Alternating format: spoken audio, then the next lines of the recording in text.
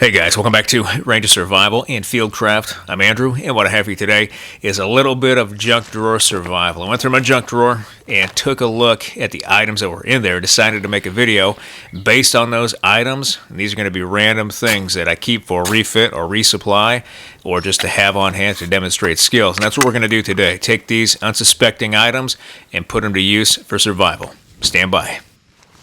Alright, so here's our survival kit we pulled out of the junk drawer. We have that wet weather top, BDU style, a pair of black socks, a votive tea candle, we have a couple of tampons, as well as a nail, some rubber bands, a government pin, some aluminum foil, a clear plastic trash bag, one of those patch repair kits for our pants, and a makeup mirror to complete our kit.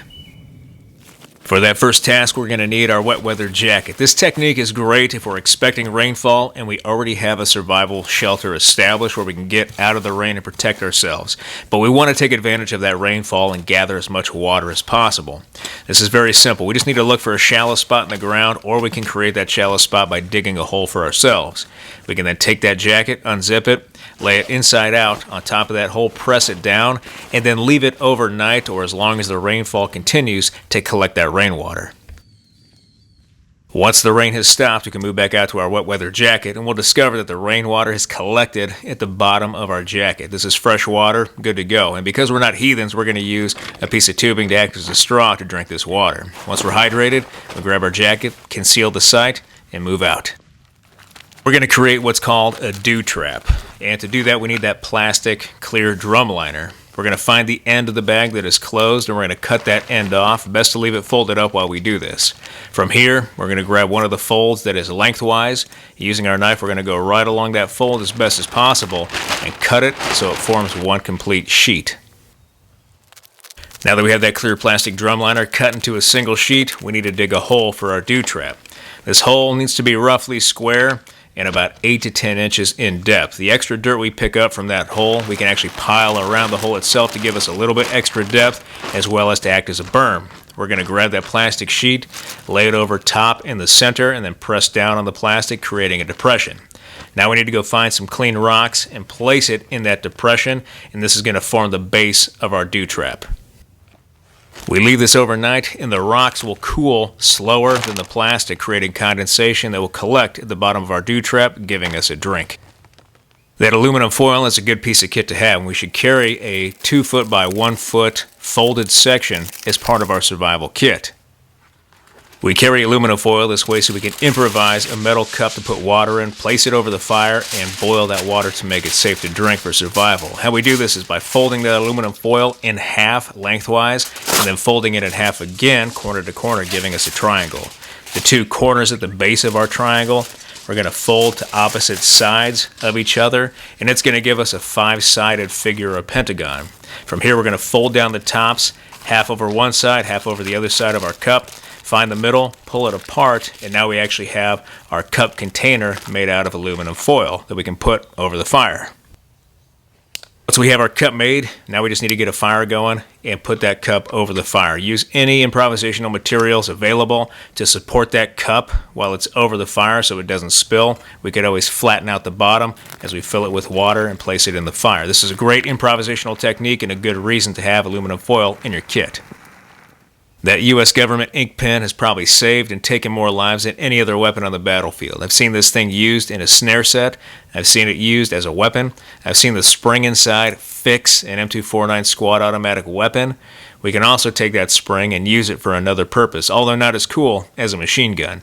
But we can take that spring with that survival hook that we have cached in our belt that we can use for survival fishing, and place that spring over the hook to act as a bait holder, similar to catfish bait holders. Place our bait on it, it'll hold it in place, and now we can go fishing. Those commercial off-the-shelf survival tin kits typically come with some sort of small votive or tea candle, and a lot of people think those candles are for another light source. They do provide light. They will not really heat the inside of an enclosed shelter. Their primary purpose is to act as a flame extender, to give us a long-lasting burning flame to put underneath our fire material to get that survival fire lit. But there's another purpose with the wax. We can take that melted wax and drip it over our tampons or cotton tinder, creating a long-lasting burning tinder to save our candle for later, but then give us a way to start a fire now. Here's a real quick tip. That repair patch that comes in your combat pants, we can use that as an emergency dressing because it's nothing more than an adhesive bandage. We could use it as an occlusive dressing for a puncturing chest wound, or we could cut it up and turn it into band-aids to go over lacerations or cuts and abrasions to our hands. Plus the best part, it's burn-proof.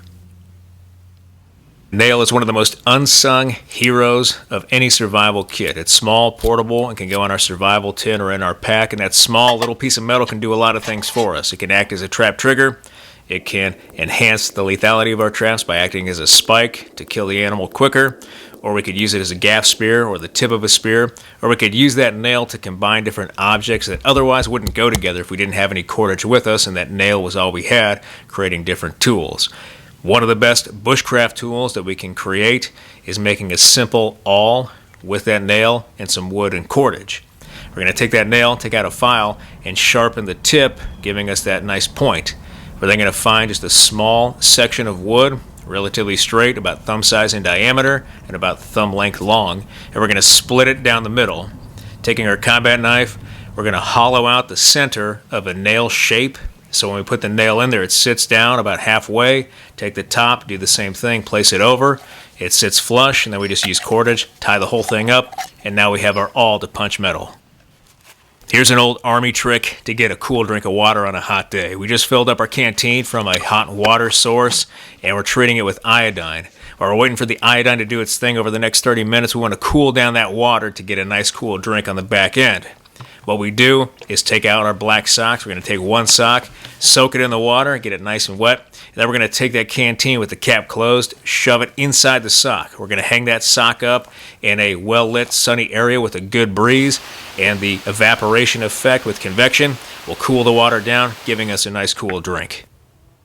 The rubber band is another hero of survival kits. We can use it as a tourniquet when giving an IV. We can use it for a fire starter.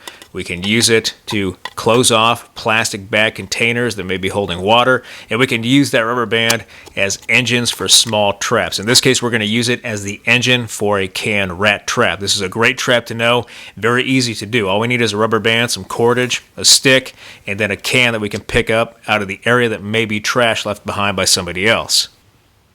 Once we have the holes punched with the awl and our can opener creating the windows, now we can fit what will be our trigger stick. I'm a big fan of the shield method, using just a small piece of bamboo that the animal has to push aside to activate the trap.